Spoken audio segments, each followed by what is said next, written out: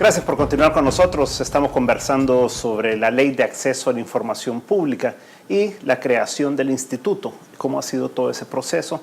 Y nos contaba Herminio un poco lo que ha sido para ustedes comenzar a operar.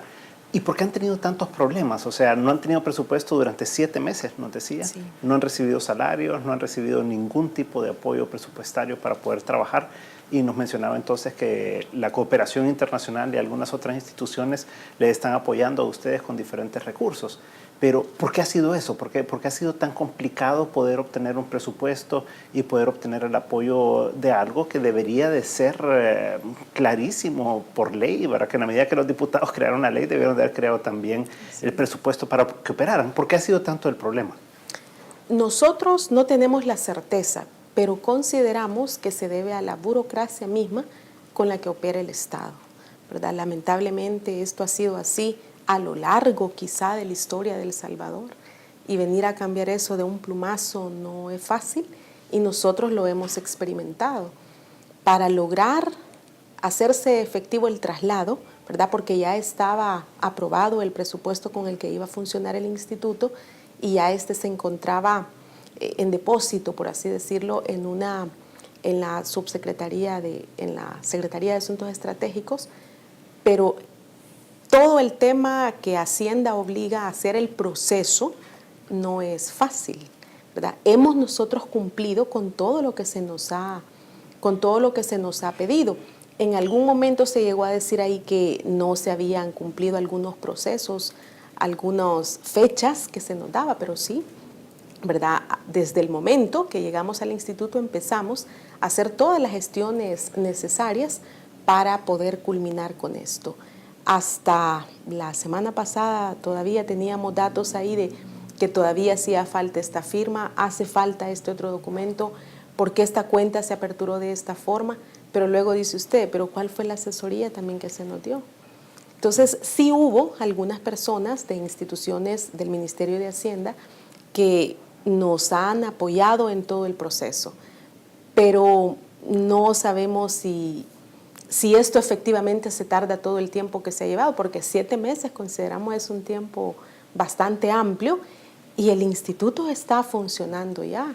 O sea, se requiere de papelería, se requiere, afortunadamente no pagamos agua, luz, teléfono. ¿Y cómo íbamos a hacer todos esos gastos si no tenemos el dinero ya en nuestras cuentas, por ejemplo, en las cuentas del instituto? Pero creemos que así funciona el Estado. Ahora, así ha funcionado siempre. Cuando esto venga, cuando vengan los recursos, sí. ¿Se les va a dar lo que se les debe de los 7 meses o va a ser a partir del momento de octubre, digamos, que comiencen a recibir el dinero en adelante? ¿Cómo va a funcionar esto? Pues por el momento lo que hemos hablado con la gente de Hacienda es que se nos pagaría a partir de marzo, ¿verdad? Y sí sería retroactivo. Eso es lo que se ha hablado hasta el momento y nosotros esperamos que efectivamente sea así. Roberto, ¿cuál ha sido la experiencia de ustedes? ¿Cómo han visualizado todo este proceso? Y el hecho, pues, de que yo creo que es de las únicas instituciones que yo he escuchado en la historia del gobierno que haya comenzado sin un presupuesto y haya pasado 7 meses sin que recibiera dinero, ¿verdad? Pero, ¿cuál es la opinión de ustedes sobre todo este proceso?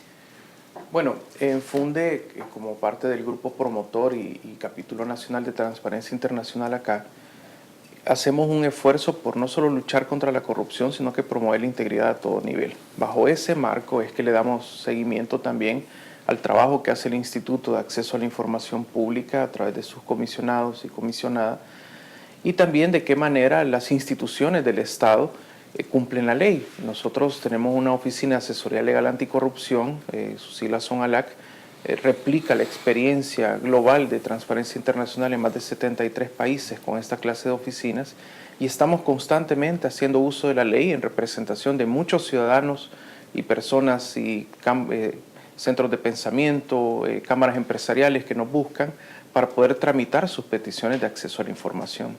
Hemos visto, igual que con nuestras instituciones colegas del grupo promotor, como FUSADES, el Instituto Iberoamericano, el Centro de Estudios Jurídicos, la Fundación de TJ, de qué manera se ha ido retrasando, consideramos nosotros, bajo una estrategia de seguir manteniendo espacios de opacidad en la administración pública y de secreto estatal, se ha ido retrasando, como digo, la plena efectividad del Instituto de Acceso a la Información Pública.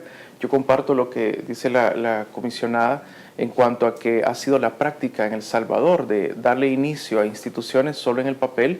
Recordamos como ejemplos históricos de esto la Procuraduría para la Defensa de los Derechos Humanos después de los acuerdos de paz, el mismo Tribunal de Ética Gubernamental comenzó de la nada, ¿verdad? Y a lo mejor se me van algunos ejemplos, pero esto no viene a ser una excusa para que el gobierno, ¿verdad?, haga un corte a partir de la aprobación de la Ley de Acceso a la Información Pública y su plena vigencia en mayo del 2012 y comience a ser el primero en dar el ejemplo y cumplir la ley, brindándole el acceso a la información pública a todas las personas que lo requieren. En FUNDE y en la LAC particularmente hemos enfrentado fuertes resistencias, ¿verdad? Así como le sucede al instituto que es ahogado financieramente, bueno, a nosotros se nos niega muchas veces información. Y esta es una ley muy importante porque constituye al final de cuentas una afirmación radical de los derechos de ciudadanía. Si una persona no puede preguntarle al encargado de administrar los fondos o los recursos que ella misma costea, estamos ante un Estado de Derecho y ante una democracia mínima, aparente, de sombras, ¿verdad? Necesitamos que la gestión pública, en primer lugar, como ya lo dijo la Sala de lo Constitucional en su sentencia del año pasado, bueno, el derecho a acceso es un derecho fundamental y no depende de la gracia o de la voluntad de un funcionario que diga, bueno, sí, voy a cumplir la ley y voy a brindar esta información que se me pide. El propietario es el ciudadano que la solicita, es la ciudadana que está pendiente de cómo se gastan los fondos de educación, de salud, etcétera, y además le permite a una persona tener acceso a información trascendental, ¿verdad?, oportuna, que le permita también tener las mejores decisiones en su vida y en sus negocios. Ahora, ¿ustedes percibieron a través de todo este proceso un convencimiento de parte del Ejecutivo de que era necesario la creación de la ley por un lado y del instituto por el otro?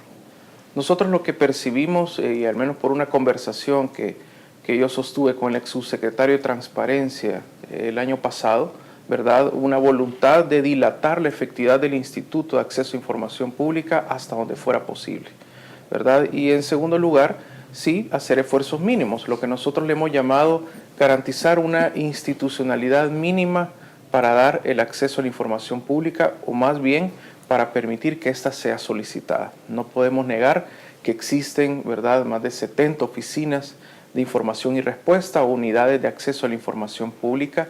Están a cargo de oficiales de información muy competentes, ¿verdad?, que reconocemos nosotros su trabajo, fueron capacitados por la administración, por la Subsecretaría de Transparencia, pero no nos podemos quedar solo con el análisis cuantitativo, como suele hacer la Presidencia de la República, la Presidencia de la Asamblea Legislativa. Es muy fecunda en decir de que, bueno, se han tramitado cientos de peticiones de acceso a información pública, o el secretario de Asuntos Estratégicos dice, mire, el 97% de las peticiones de acceso a información son respondidas. Sí, pero es que nos interesa el 3% que no, y esa no es información reservada. Y además yo no necesito una maquinaria de tramitología de peticiones de información. Queremos contar con las respuestas oportunas y completas. A través de esta ley de acceso a la información pública, en el último año desde FUNDE a LAC hemos podido conocer información muy relevante para tomar decisiones de los ciudadanos que nos los han pedido, ¿verdad? Por ejemplo, sabemos ahora que el vicepresidente de la República hace viajes de campaña al exterior con permisos con goce de sueldo. Sabemos que en el Ministerio de Salud, por ejemplo, se compra maquinaria para hospitales en Asia, ¿verdad? Sabemos, por ejemplo, que en la Asamblea Legislativa se invierte casi $1 millón en los meses de diciembre en una fiesta navideña, regalos y demás. Hemos sido exigentes en cuanto a otros viajes del presidente de la República y la primera dama y el resto de las secretarías estratégicas de esta. Es decir, el acceso a información pública que hace la ciudadanía es la que permite de alguna manera ejercer una Contraloría Social oportuna y efectiva. ¿Cuál ha sido la percepción que ustedes han tenido, Javier, en cuanto a este deseo y este convencimiento de parte del Ejecutivo en particular y por otro lado también el Legislativo de que este instituto pueda funcionar adecuadamente y proveer toda la información? Nosotros lo que hemos visto, Luis, y lo hemos dicho desde FUSADES y también desde el grupo promotor, es que ha habido una serie de obstáculos desde la creación de la Ley de Acceso a la Información Pública que no hacen de que esta funcione plenamente. Lo vimos primero con el reglamento que emitió el presidente de la República, en donde se autoatribuía la facultad de poder rechazar todas las ternas que le hiciera llegar la sociedad civil en cuanto a la conformación del Instituto de Acceso a la Información Pública. Eso fue declarado inconstitucional, ese reglamento, esa disposición de reglamento por la Sala de lo Constitucional. Luego vimos los atrasos en la conformación del instituto, que se tomó más de 15, casi 15 meses desde la fecha en que tenía que ser emitida. Luego vimos el tema del presupuesto.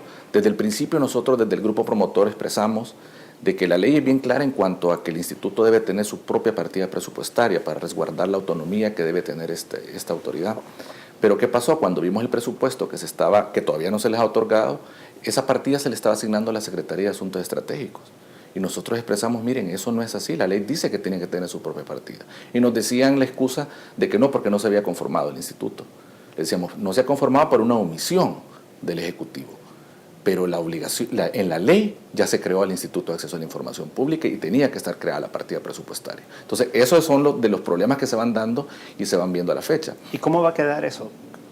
¿Va a ser un presupuesto directo o a través de la Secretaría? De acuerdo a la ley, no sé cómo lo están haciendo la transferencia, Directo. pero directo, y así tendría que estar en el presupuesto del próximo año. Una partida directa, como establece la Ley de Acceso a la Información Pública, pues, porque si no, no va a tener la autonomía y no va a poder disponer de sus bienes y de sus recursos para poder funcionar, ¿verdad? Y es una duplicación el tener una subsecretaría dentro de la Secretaría de Asuntos Estratégicos, una subsecretaría de Transparencia cuando ya se tiene un instituto, porque en aquel tiempo no existía. Sí. ¿Será necesario siempre mantener? Yo creo que hay que valorar, ¿verdad?, el tema de las funciones de la Subsecretaría de Transparencia, porque en su momento tuvo un rol en cuanto a preparar a los oficiales de información, en cuanto a todo el proceso de elección de los comisionados del Instituto de Acceso a la Información Pública, tiene otras actividades como todas estas rendiciones de cuentas, alianza de gobierno abierto, pero creo que hay que valorar también, ¿verdad?, porque en esos momentos no existía el Instituto de Acceso a la Información Pública.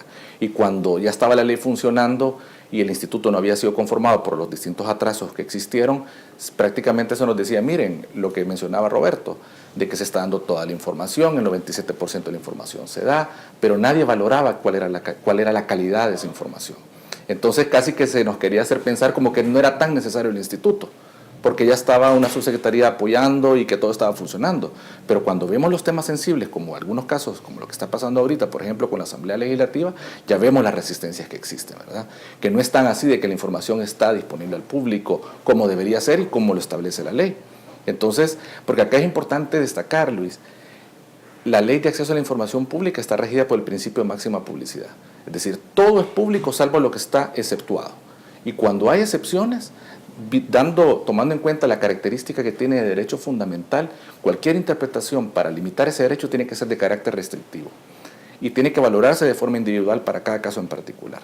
Entonces estamos viendo de que ahora está el instituto, pero no se le está dando todo el apoyo, ¿verdad? Entonces sí vemos de que no había una voluntad política para que el instituto funcione plenamente. Y sí nos preocupa toda esa cantidad de sucesos. Me recuerdo un columnista que escribía y decían el calvario de la transparencia y el acceso a la información en El Salvador, ¿verdad?